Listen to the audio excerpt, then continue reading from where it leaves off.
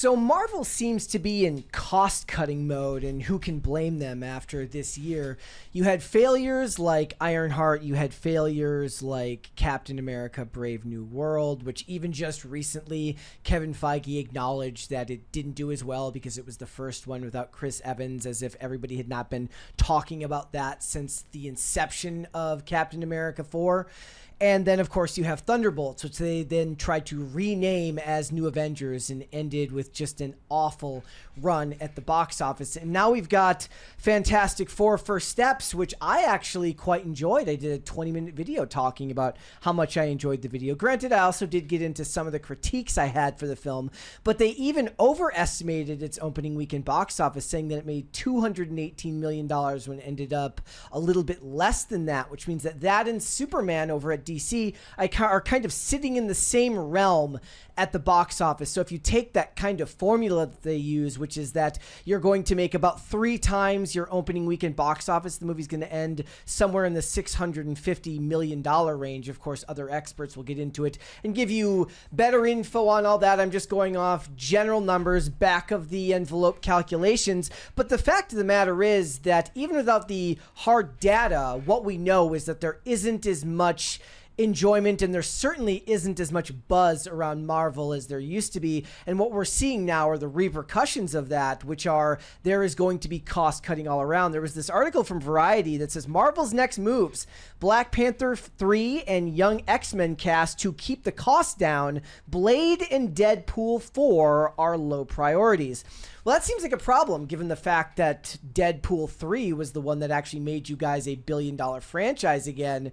But if you can't afford Ryan Reynolds right now, I suppose maybe that's the problem, right? Is that you can't actually afford all the actors involved in making a Deadpool movie. But let's go through this. It says, could have been worse, could have been better. That's the collective takeaway on Marvel Studios' The Fantastic Four First Steps, which pulled in $218 million globally from its its July 25 bow. I think it was actually, like I said, I think it was $217 million. It's so weird. If you live your life online, there was just so much discourse around Superman's release and very little in the way of discourse about this film, about Fantastic Four's release, despite the fact that they ended up similar at the box office. Now, I know that Superman did better with families than Fantastic Four did. It also did better with, or it did worse with women than they expected it to. I saw a Cosmic Book News article about it, but this is what they go on to say. It says, but as with Superman 2 weeks prior, the superhero movie's overseas haul, $100 million, including an anemic $4.5 million from China, offers a stark reminder of how much things have changed since pre-COVID days. They're going to keep blaming COVID forever. I know it's annoying. Anytime we have to bring this up in one of these videos, it's annoying because I have to point out Top Gun Maverick made $1 billion despite not even getting a release in China. Deadpool and Wolverine made $1 billion at the box office. Disney has managed to make several movies billion-dollar franchise, whether it's In and Out 2. If you're making a movie that people actually want to see, especially if it's about bringing their family to go see it, they will show up. This has nothing to do with pre and post COVID. It's a cope on their part, but I digress. It says things have changed since pre-COVID days, where the tripwire lies for Disney-owned studios, which has ambitious plans for 2 Avengers movies in 2026 and 2027 respectively, followed by an X-Men reboot further out on the horizon. By contrast, Avengers Endgame nabbed $614 million in the Middle Kingdom alone in 2019. Quote, there's a reset of what a hit is, and I don't see them consistently hitting $1 billion as before without China, with Disney Plus exposure, post-COVID, without megastars, says one top agent who represents several clients in the Marvel Universe. China used Marvel, Disney, and U.S. film industries to seed their own. Yeah, the funny thing about it is like what they never talk about is you get even less money from China when you consider the fact that you take about half the box office, 50 to 60% here at home, even less when we're talking China. I think about 25% of the box office comes home. The rest of it goes to the Communist Party. Adds one insider of the China windfall, we are never going to have those days again. Again, I want to point out, Inside Out 2, $1 billion. Lilo and Stitch made a boatload of money. A lot of these movies are still making money if they market it to the right people. The problem is they're not marketing movies or making superhero movies that everybody wants to go and see again. And they're going to be insistent on recasting and using characters that just nobody seems to care about. The reason why so many of those origin stories did good runs is because they were characters that everyone had heard of, and even then they built up. Captain America First Avenger didn't light the world on fire. Neither did Thor. Granted, the other Thor movies didn't do all that well until Ragnarok anyways, and some people would argue that the films got worse in quality as they went on, but Captain America found his footing once we got into Winter Soldier and then, of course, into Civil War when they introduced Spider-Man.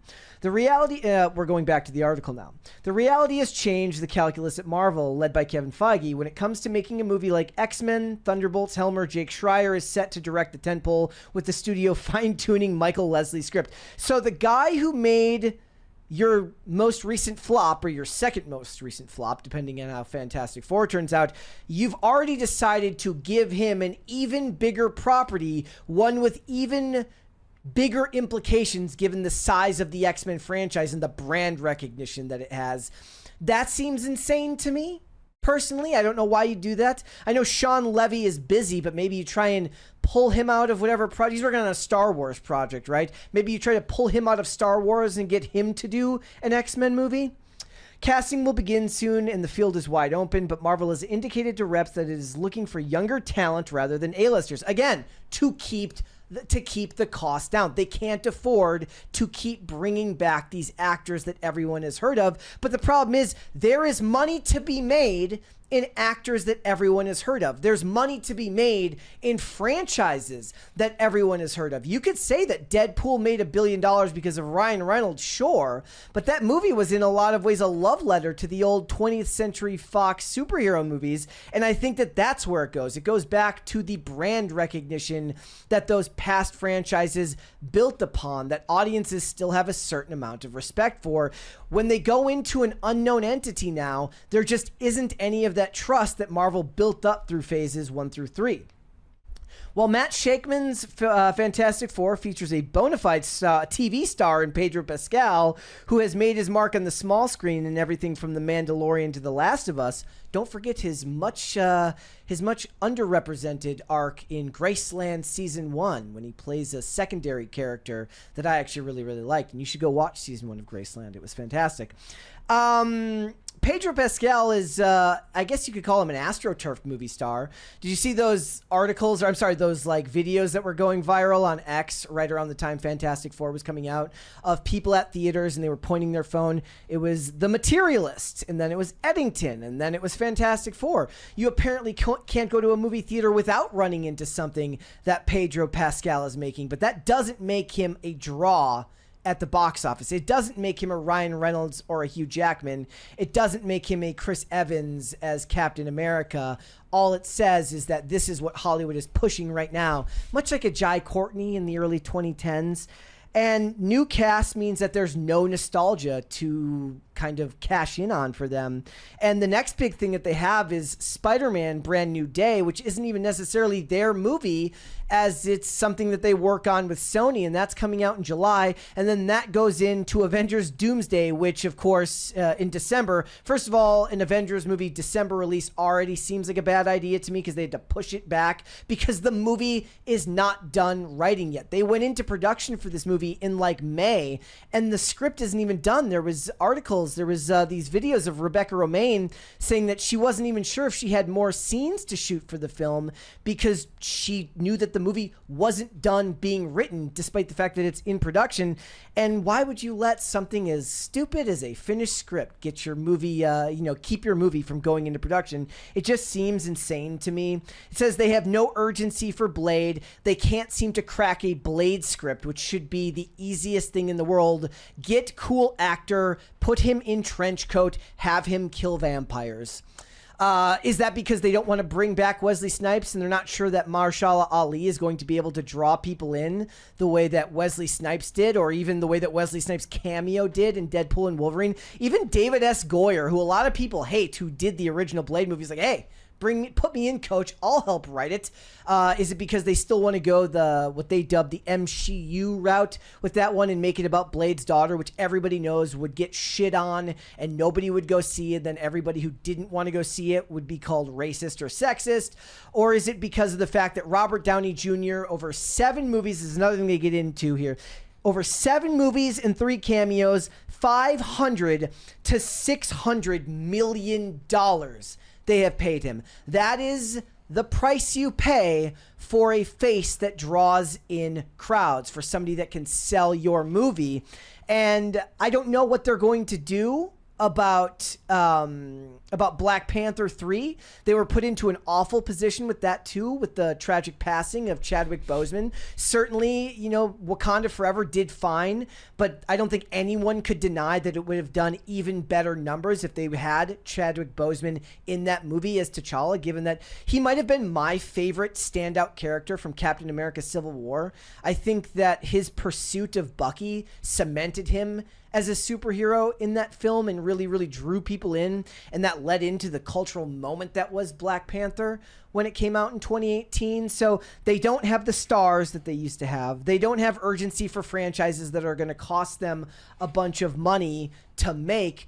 It just feels like they're in this death spiral. They have to pull their focus away from Disney Plus, which is arguably the thing that oversaturated the market during COVID and then ruined people's expectations for future films. Because then now one of the things people talked about going into Fantastic Four was like, I don't want to go watch a movie with a bunch of homework. That was one of the things I liked about it, is that it was set not in the 616 universe. You didn't need to have a bunch of lore related to WandaVision or Loki or any of these other franchises. You could watch it as a project all on its own. But now we're in what is called the start of the 6th phase of the MCU, and everyone's like, what the hell happened in phases 4 and 5? I don't even remember. I remember Eternals sucked. I remember Shang-Chi was okay to pretty good. I don't remember almost anything else except for Deadpool and Wolverine was awesome, and the rest of it was mediocre. There was exactly one person who liked Agatha that was actually part of their target demographic, which was probably me, who actually did enjoy that franchise. But it's not like when I was watching that, I thought that that was a show that was going to have mass appeal. Daredevil Born Again, which is one that I was really, really hoping to do extremely well because I love the Netflix Daredevil. After 4 episodes, I'm like, this is boring. I can't do it. The CGI is taking me out of it. The writing is atrocious. I can't do it. So the movies have all been bombing. We will leave Fantastic Four off that list for now. Expect the unexpected. Maybe the movie ends up doing better than they thought. It certainly will probably be doing better than both Thunderbolts and Captain America 4, but Thunderbolts and Captain America 4 didn't do well. The television shows aren't doing well. Nobody wants to do homework when watching these films anymore. And if Marvel's talking about cost cutting, it means that they're desperate. After a fashion, they need to figure something out, and they don't have anything to do right now that isn't nostalgia or bringing back actors, which just makes people think of better times. They're going to be making an Avengers movie coming out in December that is in the process of filming, that has not even finished its script yet, and then supposedly going right into Secret Wars after that. There is none of the excitement for those films because Infinity War and then Endgame felt like the culmination of a lot of work, whether it was just post-credit scenes with Nick Fury and Iron Man, all the way leading up to the release of Infinity War. It felt cohesive. It felt like they were telling a story. They knew what they wanted to tell you, and they gave it to you. Now, I don't know what they're trying to tell me. I would bet that you don't know what they're trying to tell me. And I bet you, for the most part, that if you're watching this segment, you probably don't care because the luster around Marvel faded a long time ago. Let me know down below what you guys think. Is Robert Downey Jr. as Dr. Doom enough to pull you into Doomsday? Does the fact that the writing doesn't even seem to be done on the film, despite the fact that they're in production for that movie right now, lead you to go into those movies with a little bit of pause? Did you go and see Fantastic Four? Did you see any of the other Marvel movies that came out over the summer? Let me know down below. Is it just Marvel fatigue? What do they got to do to fix everything? I would be interested to know what your opinions are. If you don't know what it is, guys, our podcast is Pop Culture Crisis. We are live Monday through Friday, 3 p.m. Eastern Standard Time, which is of course noon Pacific. You should come hang out with us. It's a lot of fun. See you there.